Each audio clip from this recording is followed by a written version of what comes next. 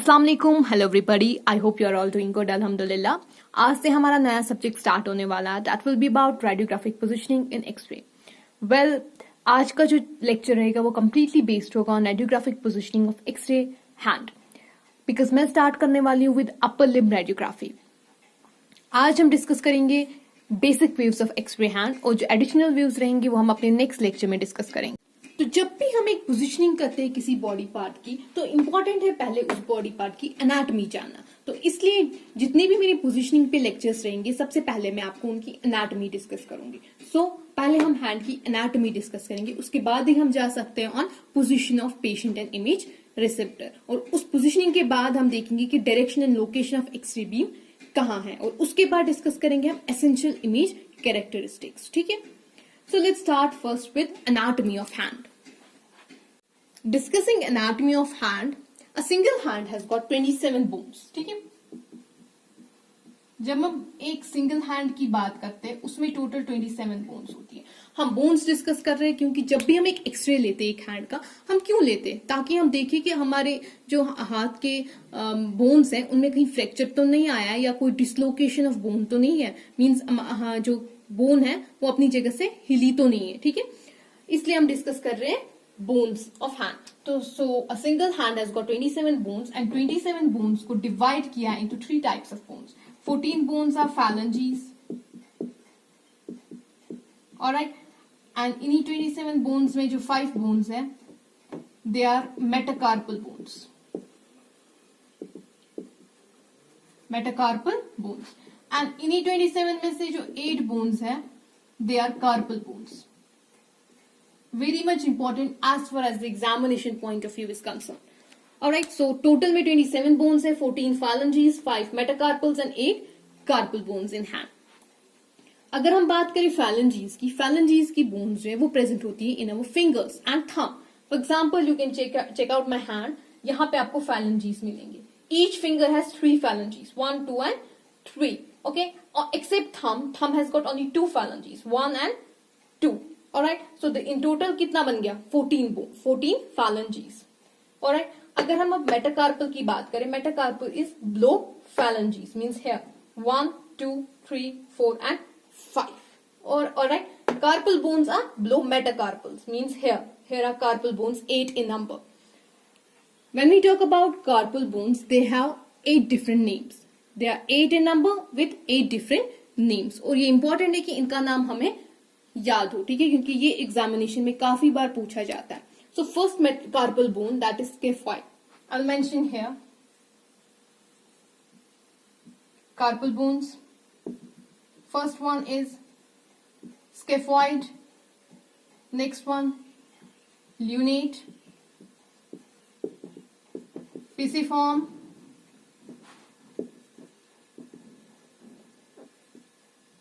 ट्राइक्यूट्रल, hamate, कैपिटेट,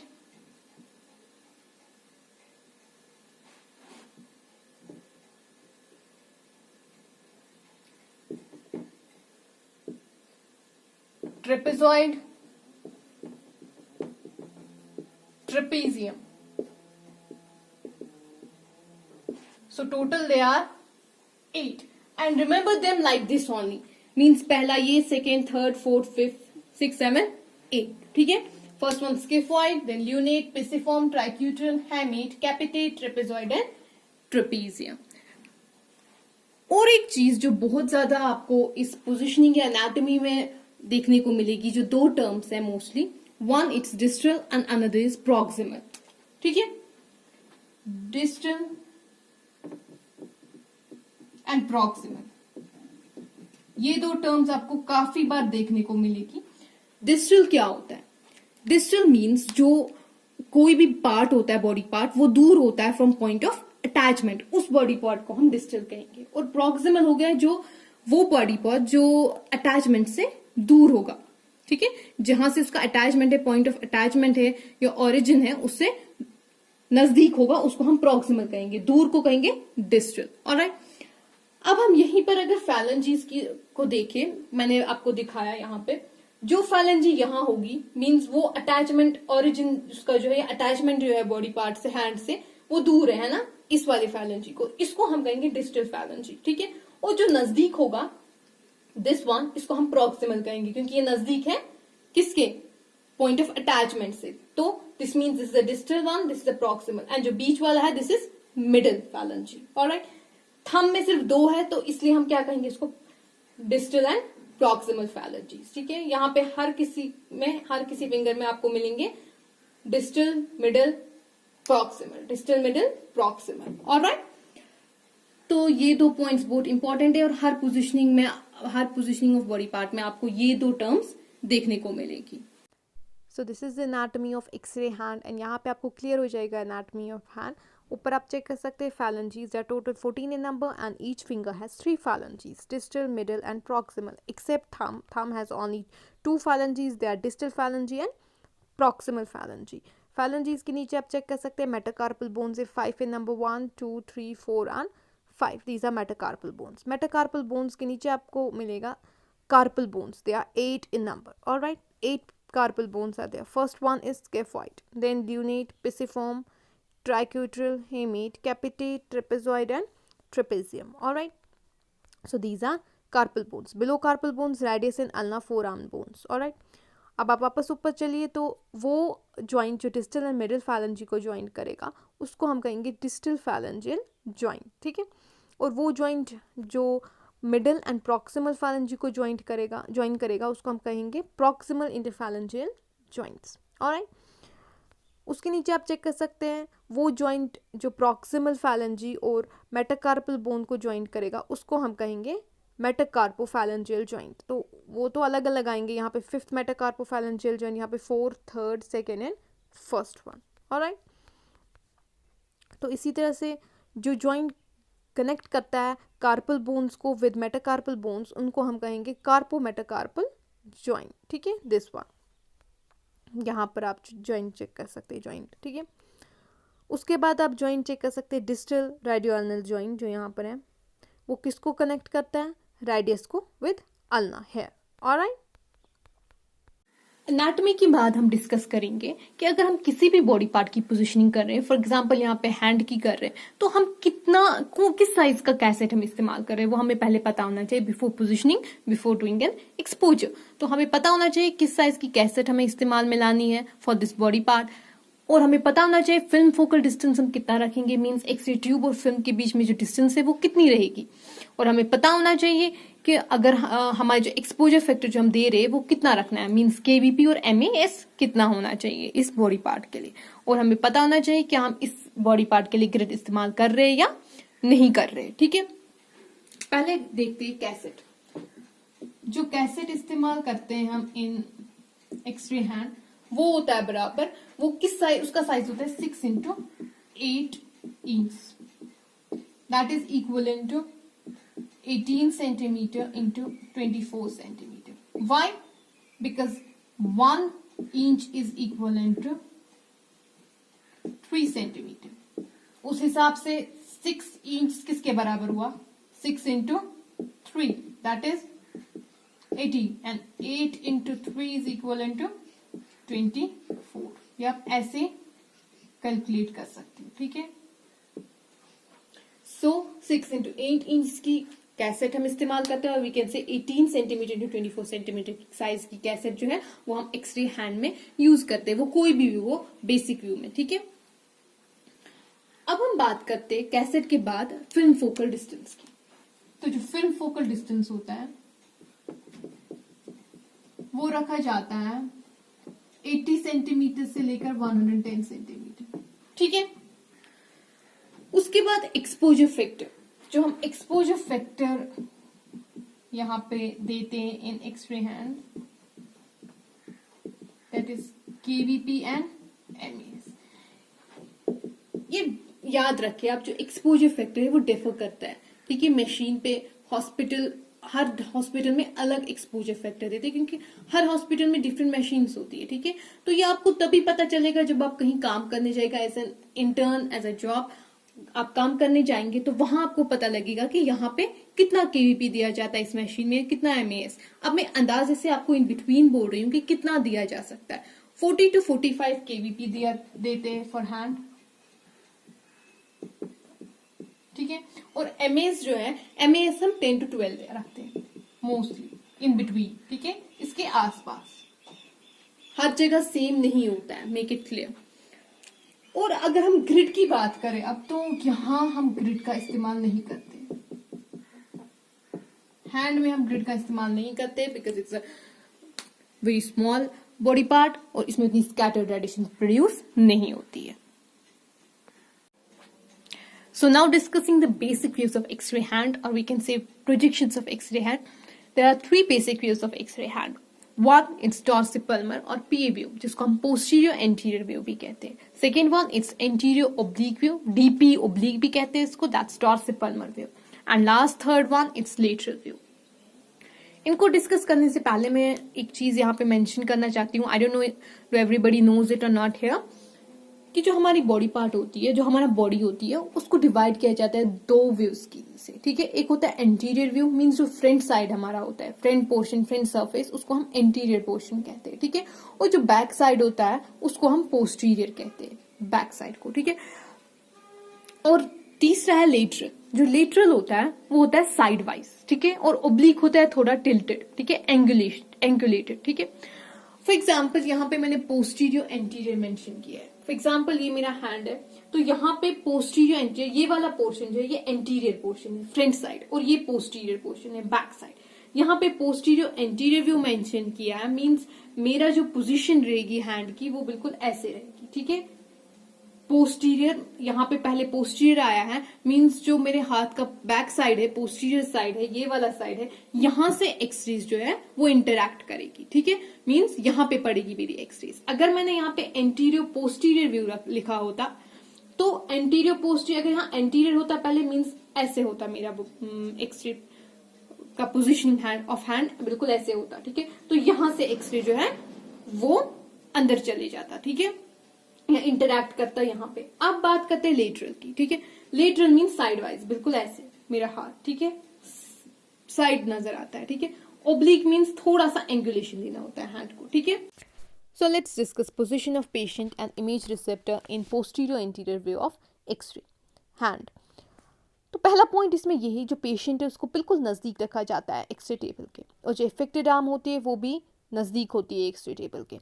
second point जो हमारा four arm होती है, दिस वन, इसको हम टर्न करते हैं और किसके ऊपर रखते हैं, एक्सरे टेबल के, ताकि जो हमारे हैंड का पाल्म और सोल है वो किस तरफ फेस करें, डाउनवर्ड्स और इनवर्ड्स, ठीक है।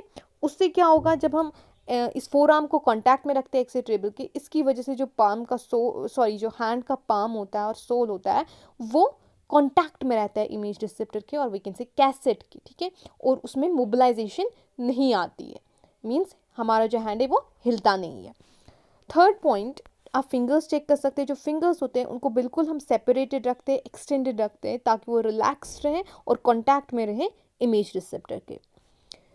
फोर्थ पॉइंट होता है जो रिस्ट होती है यहाँ, दिस वन, इसको हमें एडजस्ट करना पड़ता है ताकि जो रेडियल और अल्नर स्टीरॉइड प्रोसेस होता है वो इक्विडिस्टेंट हो फ्रॉम इमेज रिसेप्टर।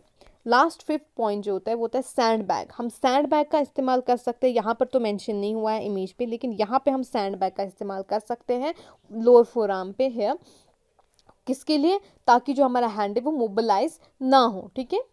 तो इमोबिलाइजेशन के लिए हम यूज़ करते हैं इस सैंड बैग को। अब बात करते हैं direction and location of X-ray beam की, मींस जो हमारी सेंटर रे होती है, एक्सरे बीम की जो रे होती है वो कहाँ पे पड़ती है, उसका सेंटर कहाँ होता है, सेंटरिंग उसकी हम कहाँ पे करते हैं। तो यहाँ पे आप चेक कर सकते हैं, जो क्रॉस मार्क है यहाँ पे ये मेंशन करता है, ये डिस्क्राइब करता है सेंटरिंग ऑफ एक्सरे बीम की। तो अगर ये ऊपर से आ रही होती है, मींस अगर एक बॉडी पार्ट के ऊपर से एक्सरे ट्यूब रखा गया है तो दैट मीन्स वर्टिकली आ रही है। अगर साइड से रखा जाता है तो उसको हम कहते हैं हॉरिजॉन्टल। यहाँ पे जो इन हैंड पीए व्यू में हम जो एक्सरे ट्यूब होता है बिल्कुल ऊपर रखते हैं हैंड के, मींस जो वर्टिकल बीम जो कॉलमेटेड बीम होती है वो वर्टिकली आती है, इसलिए हम उसको कहते हैं कॉलमेटेड वर्टिकल बीम। तो यहाँ पर जो सेंटरिंग होती है पीए व्यू में ऑफ हैंड वो होती है on the head of third metacarpal, means यहाँ पे रिमेंबर दिस, ओके। बिल्कुल थर्ड हेड जो होता है थर्ड मेटाकार्पल उसके ऊपर सेंटरिंग की जाती है। अब हम बात करते हैं जो हमें एसेंशियल इमेज कैरेक्टरिस्टिक्स मिलते हैं इस पीए व्यू में ऑफ हैंड, उसके बारे में। तो बिल्कुल हमें नज़र आना चाहिए, अच्छे से इमेज में नज़र आनी चाहिए हमें फैलेंजीज, जो मैंने ऑलरेडी डिस्क्राइब की थी एनाटमी में है, आप चेक कर सकते हैं। फैलेंजीज अच्छे से नज़र आनी चाहिए आपको, साथ में आपको सॉफ्ट टिश्यूज़ भी इनके नज़र आने चाहिए, फिंगर टिप्स के दी सॉफ्ट टिश्यूज़, ठीक है। साथ में आप लोग को कार्पल बोन्स भी नज़र आनी चाहिए, मेटाकार्पल बोन्स भी नज़र आनी चाहिए, ठीक है। और आप लोगों को डिस्टल एंड जो होता है रेडियस और अल्ना का वो भी नज़र आना चाहिए, ठीक है। इंटरफैलेंजियल और मेटाकार्पोफैलेंजियल कार्पोमेटाफैरेंजियल जॉइंट्स जो होते हैं ये सब नज़र आने चाहिए, जॉइंट्स जितने भी हैं ये सब आपको नज़र आने चाहिए, ठीक है। और रोटेशन जो हैंड की होती है वो बिल्कुल नहीं होनी चाहिए इसमें। Now let's discuss second most important basic view of hand, that is anterior oblique or DP view, oblique means dorsipalmar oblique। पहले डिस्कस करते हैं position of patient in image receptor. तो फर्स्ट पॉइंट जो है position of patient, that is हम basic view जो होता है एंटीरियर पोस्टीरियर एंटीरियर पोजीशन जो होती है वो रखते हैं पेशेंट की, जैसे हमने पीए व्यू में रखा। एंड उसके बाद हम क्या करते हैं, जो हैंड है उसको एक्सटर्नली रोटेट किया जाता है 45 degrees with the help of 45 degree non oblique pad जो यहाँ पे मेंशन किया है इमेज में। इस पैड का इस्तेमाल करके हम जो हैंड है उसमें 45 डिग्री रोटेशन एक्सटर्नली रोटेशन लाते हैं, एक्सटर्नल रोटेशन, ठीक है। सेकेंड पॉइंट इज जो फिंगर्स हैं उनको हम सेपरेट करते हैं एक दूसरे से और उनको एक्सटेंड किया जाता है। थर्ड पॉइंट जो सैंड बैग का इस्तेमाल किया जाता है जो हम रखते हैं lower end of the four arm पे, ताकि मोबिलाइजेशन ना हो हैंड की, ताकि हैंड जो है वो हाथ जो है वो हिले ना। अब बात करते हैं हम direction and location of X-ray beam की, मीन्स जो सेंटरिंग है वो कहाँ पे होती है। सबसे पहले जो हम कॉलमेटेड वर्टिकल बीम होती है उसको सेंटर करते हैं और the head of the fifth metacarpal means little finger के नीचे। उसके बाद हम एक्सरे ट्यूब को एंगुलेशन देते हैं किसकी तरफ, towards third metacarpal, head of the third metacarpal. और जो सेंट्रल रे होती है मीन्स जो एक्सरे होती है वो कहाँ से पास ऑन होती है, towards head of the third metacarpal. अब हम बात करते हैं कुछ ऐसे एसेंशियल इमेज कैरेक्टरिस्टिक्स की जो हमें मिलती है after anterior oblique view of hand. तो यहाँ पे आप इमेज में चेक कर सकते हैं। तो सबसे पहली चीज़ होती है आपको फैलेंजीज अच्छे से नज़र आनी चाहिए, ठीक है। जितने भी फिंगर्स में फैलेंजीज है वो अच्छे से नज़र आने चाहिए हर फिंगर में। सेकेंड जो फिंगर टिप्स की सॉफ्ट टिश्यूज़ होते हैं वो अच्छे से आपको नज़र आने चाहिए, सॉफ्ट टिश्यूज़, ऑलराइट। उसके बाद आपको नज़र आने चाहिए carpal bones and metacarpal bones, ठीक है। ये दोनों काफ़ी अच्छे से नज़र आने चाहिए। एंड मोस्ट इंपॉर्टेंट थिंग होता है कि जब आप एक एक्सरे करते हैं हैंड का with A view anterior oblique, तो उसमें 45 डिग्रीज की रोटेशन इसलिए की जाती है ताकि जो first and the second metacarpal होता है, head of the first and second metacarpal, वो सेपरेटेड हो, ठीक है। और जो फोर्थ एंड फिफ्थ हो वो सुपर इम्पोज्ड हो, एक दूसरे के ऊपर हो, ठीक है। तो उनमें सुपर इम्पोजिशन हो, इसलिए हम रोटेशन करते हैं। इसलिए जो इमेज है उसमें हमें काफ़ी अच्छे से नज़र आना चाहिए ये चीज़। अब हम डिस्कस करते हैं third important basic view of x ray hand, that's lateral view. ये व्यू हम इसलिए मोस्टली करते हैं ताकि डेमोन्स्ट्रेट कर सके एंटीरियर और posterior displacement of fracture fragments. और इसलिए करते हैं ताकि जब भी हमारी एक हैंड में फॉरगन बॉडी चली जाती है पाल्मर और डॉर्सल एस्पेक्ट ऑफ हैंड में, उस टाइम पे हमें वो फॉरगन बॉडी डिटरमाइन करने के लिए लेटरल व्यू करना पड़ता है। अब हम बात करते हैं position of patient and image receptor की। तो आप इमेज में चेक कर सकते हैं, सेम आपको पहले पीए व्यू की तरफ अपने हैंड को रखना है, जैसे पोजीशनिंग आप पीए व्यू में करते हैं वैसे रखना है हैंड को। उसके बाद आप इमेज में देखिए जो हैंड है उसको एक्सटर्नली रोटेट किया जाता है 90 डिग्रीज पे, ठीक है। So this is the first point. Second point, जो आपका जो पाल्म होता है हैंड का वो कहाँ की तरफ फेस करता है, वो परपेंडिकुलर होता है टुवर्ड्स इमेज रिसेप्टर। और जो फिंगर्स होते हैं उनको एक्सटेंड किया जाता है और जो थंब है उसको एबडक्ट किया जाता है, मीन्स उसको अलग किया जाता है। आप देख सकते हैं यहाँ पे थंब बिल्कुल अलग की है बाकी फिंगर्स से। नेक्स्ट पॉइंट, जो अल्ना और रेडियस होता है उनका जो स्टीरॉइड प्रोसेस होता है वो सुपर इम्पोज हुआ होता है, यहाँ पे देख सकते हैं एक दूसरे के ऊपर, ठीक है। उसको हम सुपर इम्पोजिशन कहते हैं। अब हम बात करते हैं direction and location of X-ray beam की, मीन सेंटरिंग कहाँ पे होती है। तो जो सेंटरिंग है यहाँ पे आप चेक कर सकते हैं वो बिल्कुल ही second head of the second metacarpal पे होती है, ठीक है। अब बात करते हैं कुछ एसेंशियल इमेज कैरेक्टरिस्टिक्स की जो हमें नजर आती है in lateral view of x ray hand. पहले जो है ज़रूरी है कि आपको नज़र आए फिंगर टिप्स, ये फिंगर टिप्स नज़र आनी चाहिए अच्छे से, सॉफ्ट टिश्यूज़ उनमें नज़र आने चाहिए, और जो रेडियल और अनस्टीरॉइड प्रोसेस होता है ये आपको नज़र आना चाहिए, ठीक है। उसके बाद आपको हेड्स जो होते हैं मेटाकार्पल्स के वो सुपर इम्पोज होनी चाहिए। ये हेड्स जो है मेटाकार्पल्स के ये एक दूसरे के ऊपर सुपर इम्पोजिशन हुए होने चाहिए, और जो थंब है वो बिल्कुल अलग और क्लियरली नज़र आनी चाहिए, ठीक है। थंब आपको अलग से नज़र आनी चाहिए अच्छे से, वो डेमोन्स्ट्रेट करनी चाहिए उस थंब को अच्छे से without superimposition. So this was all about today's topic, that was basic projections or basic views of X-ray hand. जो हमारा next lecture रहेगा that will be about additional views in X-ray hand. So I hope you got the lecture very well. Any confusions, any questions, or any notes you need from any lecture of mine, you can contact me on my Instagram ID mentioned in the description of the video. Thank you for watching. Take care.